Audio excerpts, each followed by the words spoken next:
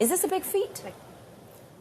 This is definitely a significant development. It's another major player in the autonomous vehicle space, and it shows more confidence in the technology, but it's still pretty limited, and it's definitely an experiment.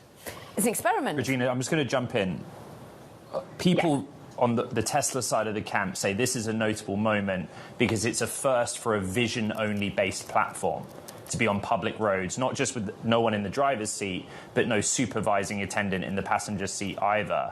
People would also note that there were other restrictions. On social media, for example, there were support vehicles from Tesla, it is alleged and claimed. That said, the vision-only part, the distinction that Tesla's system relies only on cameras, whereas Waymo has a multi-sensor suite, your interpretation of why that's significant? Well, I think there are a couple of companies, including Zoox and Tesla, that are really designing vehicles that are intended to be purpose-built for autonomous driving and for autonomous ride-hailing. So it is a significant development.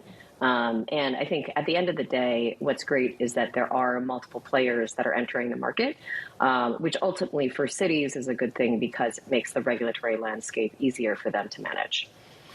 Regulatory landscape has not held back other competitors to this point. And when you think about a handful of Teslas on the road, and you compare that to 1 million rides that we're all having per month already using Waymo, and they're aiming it for 1 million per week, how much are we able to really say that Tesla's winning here or not? I think it's still very early days, but the landscape is moving much more quickly, especially over the last 3 years, than you see these new players entering the market with commercial ride-hailing services. But I don't think that, it's clear that there's any one winner at this point in time, although Waymo is significantly ahead at the moment in terms of commercial ride-hailing. As you mentioned, they're estimating to reach 1 million rides per week by the end of the year. But it's still anyone's market to win, and it's exciting to see more players enter it. Yeah, in simple terms, people define Waymo being ahead by the number of cities it's deployed in without any human supervision in the car and charging a fare to passengers. I'd love to talk about the human side of this, though, right? In your research at a number of academic institutions over the years, do we have the evidence yet that the general population feels ready to jump in a robotaxi as their sort of chosen method of transport? I think that in San Francisco, there's a lot of data to suggest that consumers do really feel comfortable utilizing Waymo, and certain segments of customers preferring Waymo and even being willing to pay more for that vehicle over, let's say, an Uber or Lyft. So I think that people are becoming very comfortable very quickly with these vehicles, and we'll just continue to see that happen.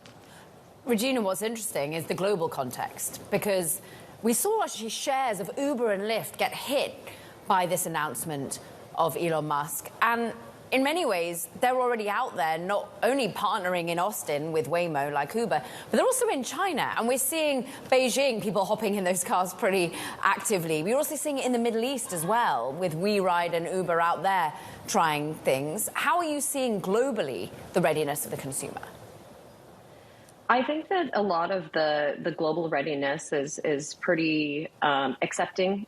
We have a lot of other countries out there that will be willing to allow more vehicles and more operators to experiment, and then putting those vehicles out there for consumers to begin adopting allows them to move forward more quickly. So I think that, at a global level, we're going to continue to see an acceleration of the adoption of those vehicles.